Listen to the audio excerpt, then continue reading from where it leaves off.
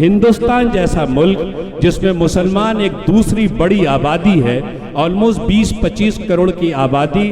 اگر کسی ملک میں کارآمد نہیں بن پائی تو وہ ملک اپنی چرم سیما کو، اپنی پوٹینشیل کی انتہا کو نہیں پہنچ سکتا۔ ہندوستان سپر پاور بننے کی تمام صلاحیت رکھتا ہے، لیکن یہ سپر پاور تبھی بنے گا جب اس میں رہنے والے تمام مذہب کے ماننے والے، تمام رنگ کے جاننے والے، تمام زبان کو فالو کرنے والے 100% اپنا کنٹریبیوشن ملک کی ترقی کے لیے دیں گے، اور وہ خود ملک کی ترقی کے لائق بنیں گے، تبھی ہماری ملک اپنے پوٹینشیل کی انتہا کو پہنچے گا۔ اس لیے اس کی بڑی ذمہ داری مسلمانوں پہ عائد ہوتی ہے۔ رونا بند کر دیجئے کہ فلاں حکومت ہمارے ساتھ نہیں ہے، ڈھکا ہوگا، نو نٹنگ، سب آپ کے ساتھ ہے۔ آپ سسٹم کو سمجھ کر کے اپنی محنت اور مشقت کو جب آپ نے بڑھایا ہے تو آپ نے اظہر الدین پیدا کیے ہیں، آپ نے شاہد پیدا کیے ہیں، آپ نے کیف پیدا کیے ہیں، آپ نے اے پی جے عبدالکلام پیدا کیے ہیں، اور اگر آج نہیں پیدا کر پا رہے ہیں تو ہماری محنت میں کمی ہے۔ اس کا دوش ہمیں کسی ملک کے